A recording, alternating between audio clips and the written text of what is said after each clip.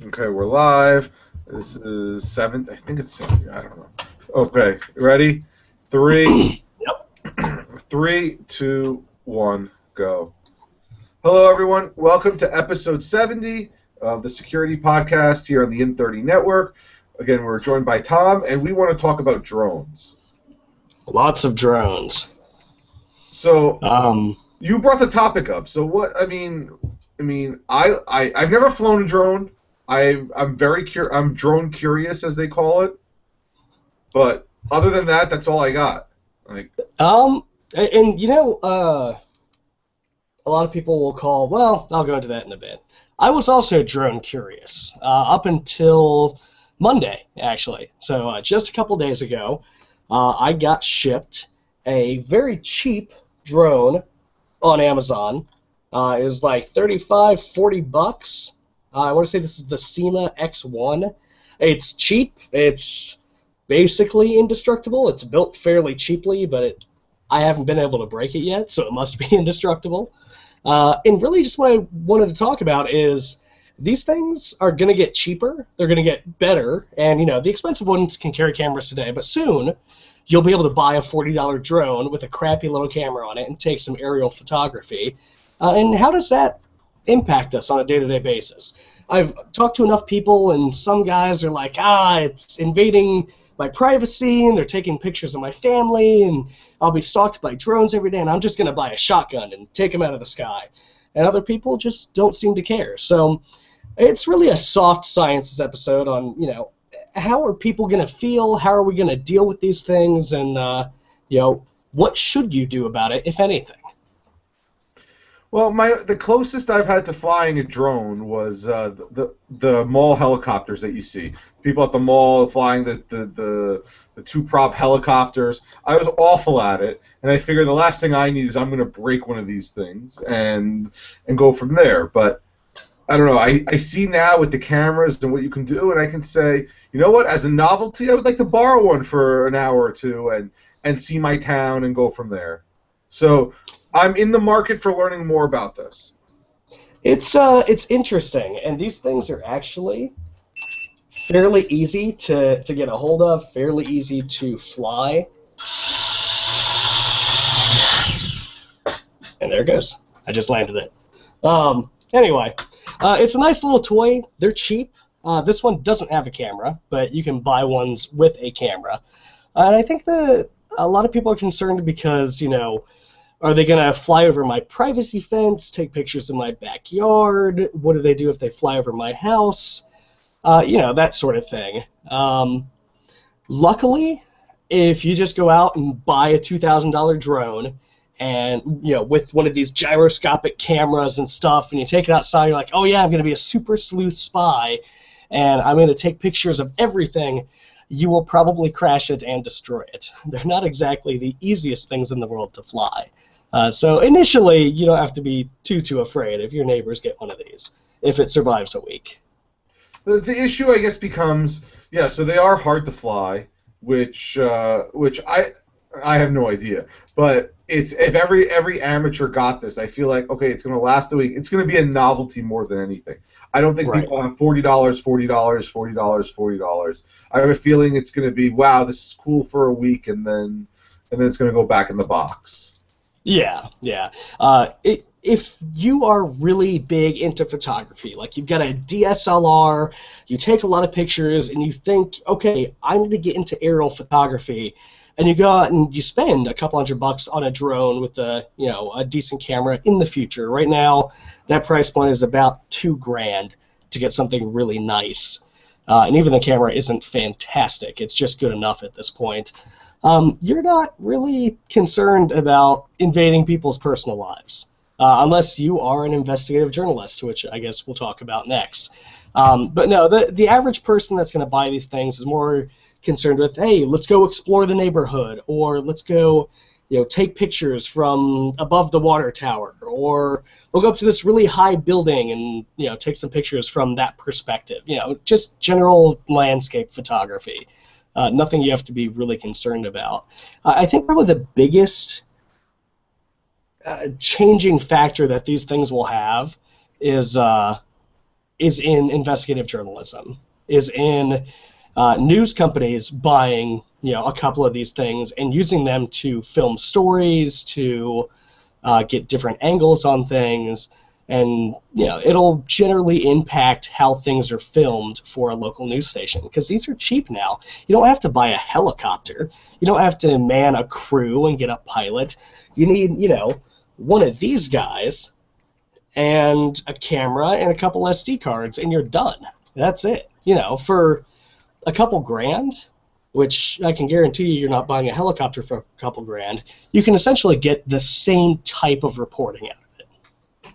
Well, I mean, you always hear about the like you said, the helicopters. So it's great instead of at a burning, I hate to say this, but at a burning building or some crime scene, you said launch a couple up. I guess the story is that they're in the helicopter watching down on a building fire or whatever it is, but there's no reason why you can't have the footage and say it's delayed 1 minute or 2 minutes or 3 minutes and just put it on a loop, because it's all the same thing. Right. Or, I guess they have police. I guess police chases are in helicopters, but Mm-hmm. but again, the range like that is still an issue for these things. And that's another thing to bring up, is the range on these it's good. It's not great though. I want to say this cheap one has got a couple hundred feet, maybe 1,000 feet of range. I'll need to look it up, but it's not very far, and most of them don't go too far away from the person with the controller. And these are not small controllers, right? This is a giant honking thing. And if you see someone like this staring up at the sky or staring down at a screen, you know who's flying it.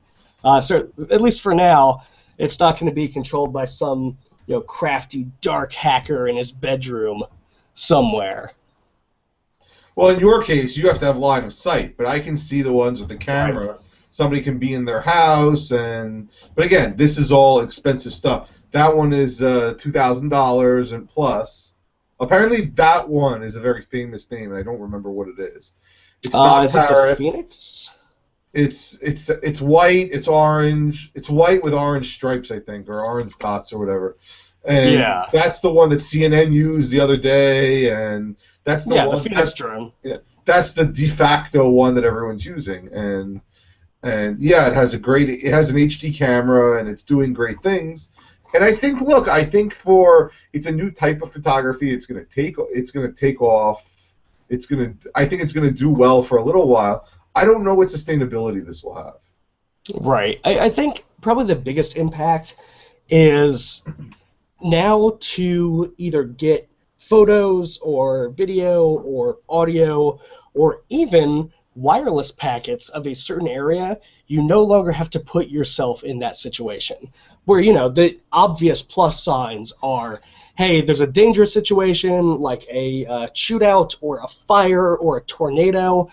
Let's not risk human lives. Let's send in, our couple $100, $1,000 drone into the path of an oncoming tornado. And if we lose it, that's bad. I guess that's not the best day in the world. But hey, no one got hurt, and we've still got the footage because these things can transmit back. The obvious downsides are, you're a stalker, you're trying to track someone, and you can track them for up to 20-ish minutes with a decent battery, with a live video feed if you really wanted to spend the money on it. But I don't really see that becoming a big issue. I know people are concerned about flying cameras.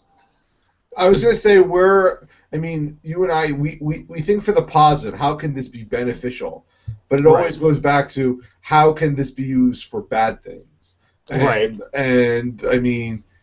being in a school, you could see something like parents. I can see that a parent wanting to check on their child will send the drone over them while they're walking, or it gives an entirely new meaning to the term helicopter parenting. Oh, almost literally. And so yeah, it's and I think it's just hard to think. We want to think of all the good things. This is a great thing for technology, but now it's look at all the different ways it can be misused or everything else. Right. And you start with Amazon.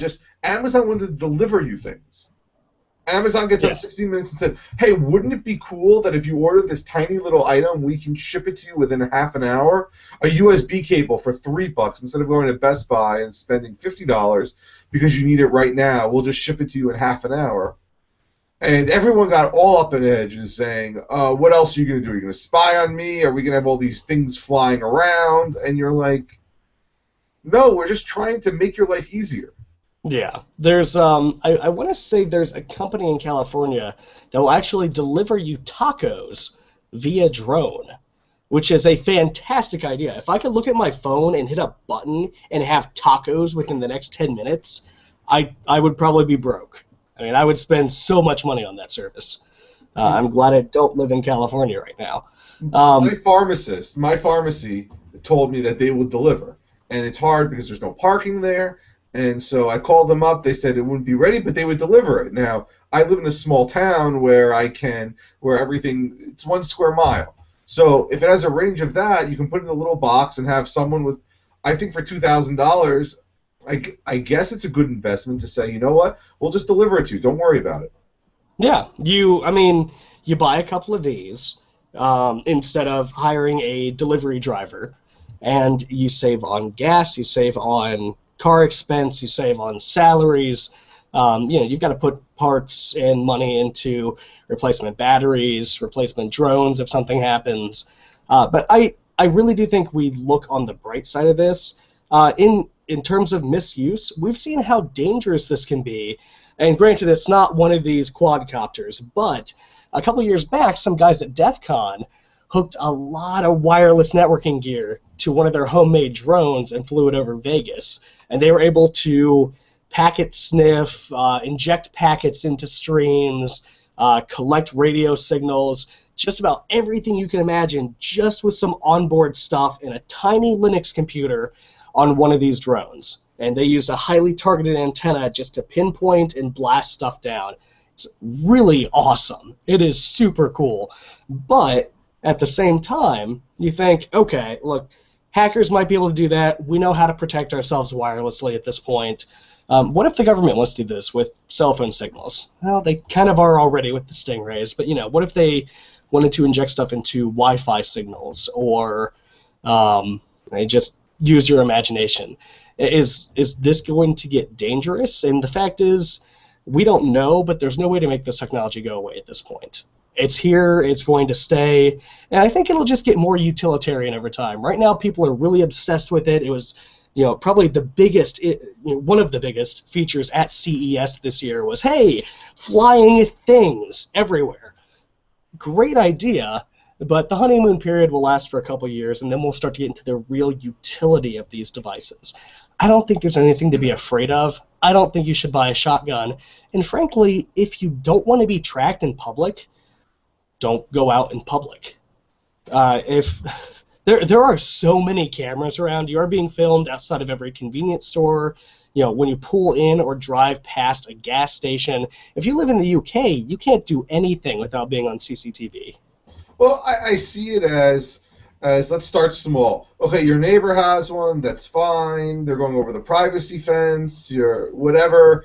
There was a South Park episode on this that was kind of funny. But then you get your other neighbor, so now you have 2 neighbors, and then the third neighbor, and then your entire street. Now, I think the people are afraid of, now we're going to have all these buzzing things going all over our heads, which, theoretically could happen, probably won't. But when does my property line end and yours start? And then you have all the answers of how high can they go 1,000 feet over my head? Is that my property? At what point does it not become my property? Little things like that, and I don't know where we are yet with that. And the even bigger question of if these things fall out of the sky, which go on YouTube and just type in like drone crashing, and you'll end up with hundreds of videos of these things, buzzing along, and either the battery dying or someone loses control and it just drops right out of the sky. It's fantastic. Some people catch them, other people don't. There are a lot of tears involved. It's kind of hilarious and kind of tragic at the same time. But, the more expensive ones, these are heavy pieces of machinery with big spinning rotors. The one I've got, you could literally fly it into someone's face, and it would annoy them. It can't, damage you at all. The drone would probably get damaged first. But, these expensive ones, they're big, heavy pieces of machinery. Are we going to have to, look left and right when crossing the streets and make sure we're always looking up to make sure a drone doesn't hit us in the head? I don't think it'll get that way, but it is something to consider. I don't think you should have a pilot's license to fly a drone, but you really need to consider the type of thing you're buying and how much you want to be liable for, because carrying this makes you a target if someone gets hit in the head with it. People are looking for the guy with the remote. Well, when you said traffic, all I think about was Futurama with the drone streetlight that were turning sideways. I'm thinking crossing guards or whatever else.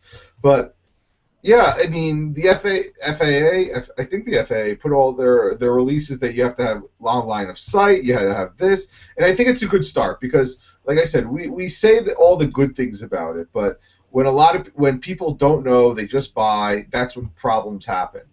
Yeah, and there are going to be a lot of amateur drone pilots out there with heavy pieces of machinery. I'll get one. I'll get with my son and I will go to a park and we'll fly it and we'll be safe drone users, and I'll use it to see the roof of my rental property because I haven't been able to get up there because it's 30 feet in the air. So I can see all these great uses for it, but I can also see the next thing of maybe putting weaponizing them, which is another bad issue. Put some Nerf guns on them.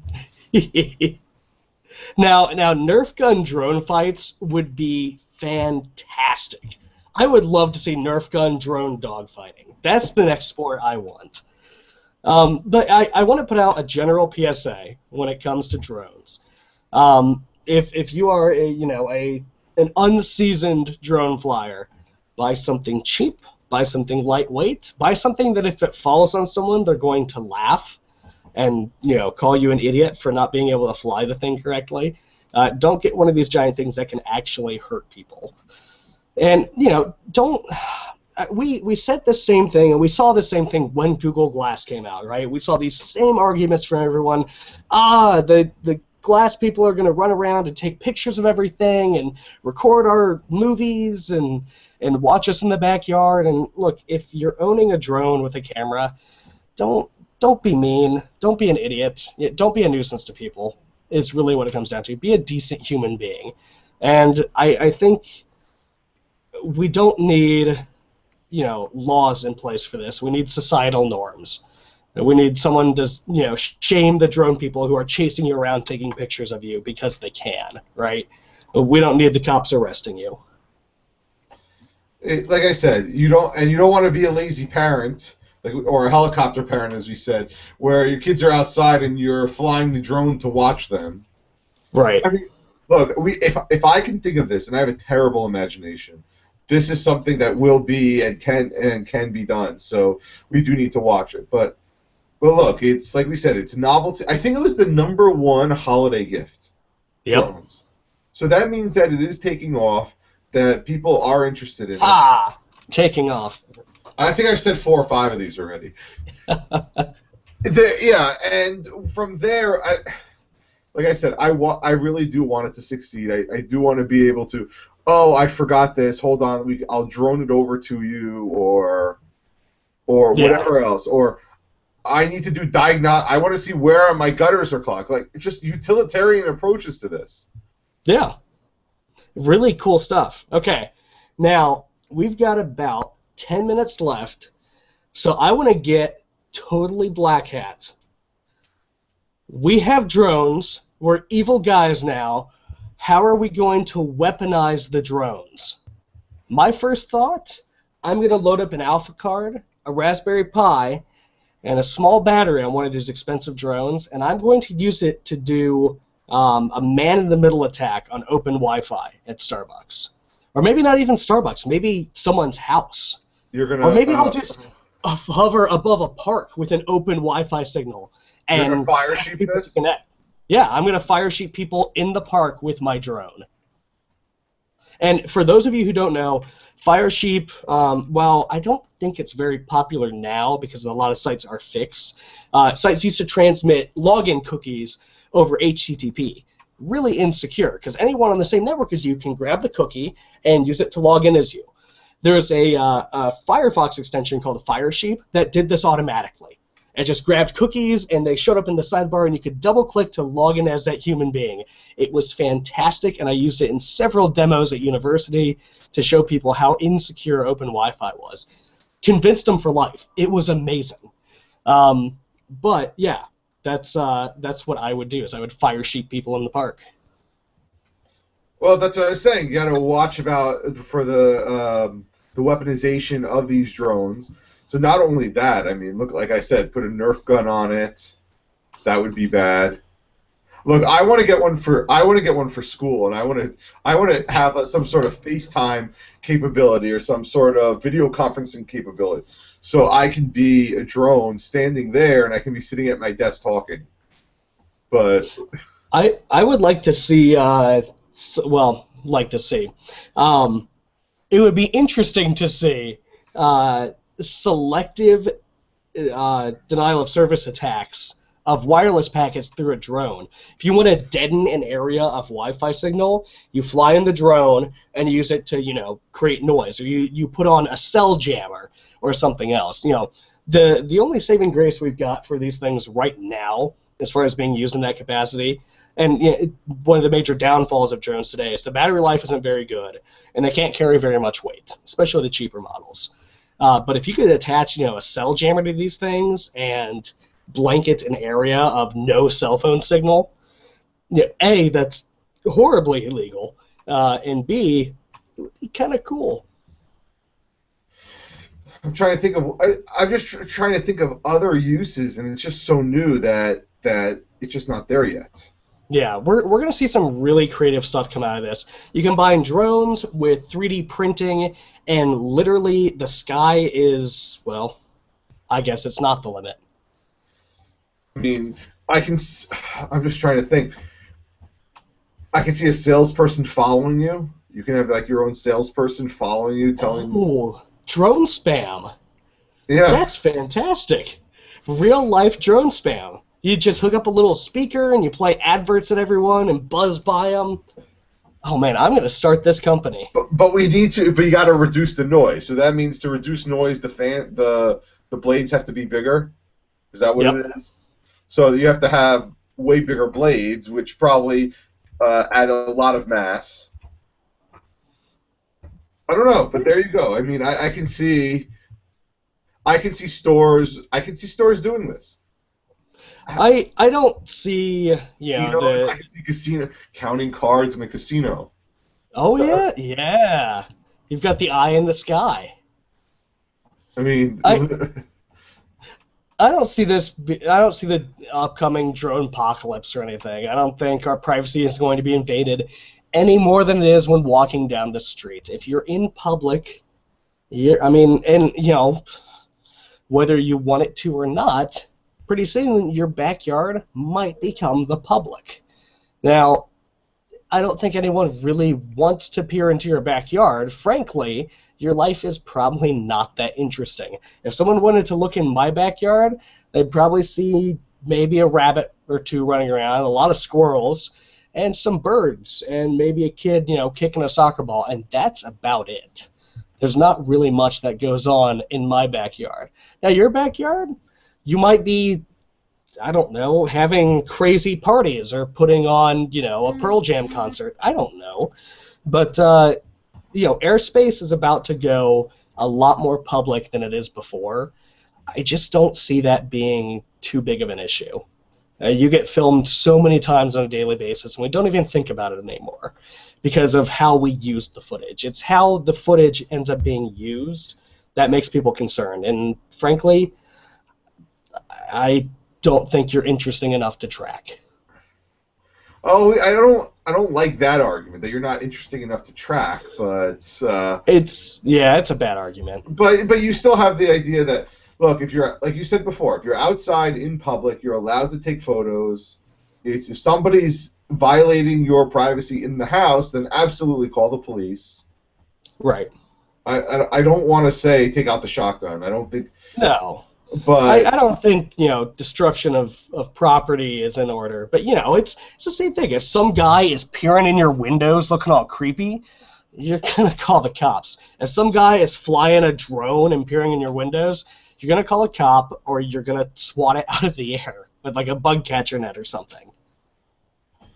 so I don't know. I feel like look. I want to see these again. I've said this now again. Take off, but I want to see it responsible. I think the FAA, what they did with their rules, is a good first start. I think people are complaining about that. It's not. It's the final answer, and I hope that we revisit these maybe yearly or every few years to say, look how far we've come. Maybe we should change it to be. Maybe you need not a pilot's license, but a drone license to fly it out of line of sight. Or maybe there are certain classes of drone, like the Class A hobbyist drone, just like remote control planes. You don't need a pilot's license to fly those, right? Depending on the type you're flying. If you get above a certain size or a certain lethality or a certain weight class, maybe we should license that. I wouldn't be against that. That sounds like the smart thing to do. You need a license for just about anything else. I mean, you need a license to own a dog. So I mean, why not have a license to, if you want to make it out of line of sight, if you have a use for it, you want to do this, sure, you should be able, because it is an insurance issue. Now, I don't want to get to the point where you have to buy insurance for these things, but I have a feeling that's going to happen next. If you own a drone, that would be interesting. Your homeowner's policy requires you to pay the drone tax or some nonsense like that. But if a drone punches a hole in your roof, you have to make an insurance claim. Or, I mean, maybe it's analogous to having a dog, like a dog tax. You have a dog, and it's going to cost more, or a pet, or something like that. But I don't know. It'll be interesting. And, this is not the end-all, be-all of the discussion. And, I mean, it took, Google Glass, a year before the Glass community, not even society as a whole, but the Glass community, which is way smaller than the drone community right now, way, way smaller, to say, hey, these are societal norms. You go into a bathroom, a public restroom with Google Glass, you put it, on top of your head like this, so it's pointing up. It's not necessary because you're not staring at someone taking a picture, but it's courteous, right? Society's going to come up with these common courtesy rules about drones and flying things and cameras, just like we have today. I wouldn't go to a park and start randomly taking pictures of people. I think that's rude. We'll figure it out as we go. I don't think it's going to be a bad thing. I think these are going to do way more good than harm. So, well, I mean, I think you summed it up perfectly. I don't have anything else. No, that's all I've got.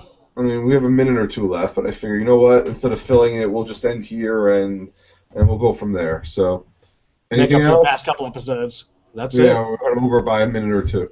Okay, so we'll see you next week. Bye, everyone. See you guys.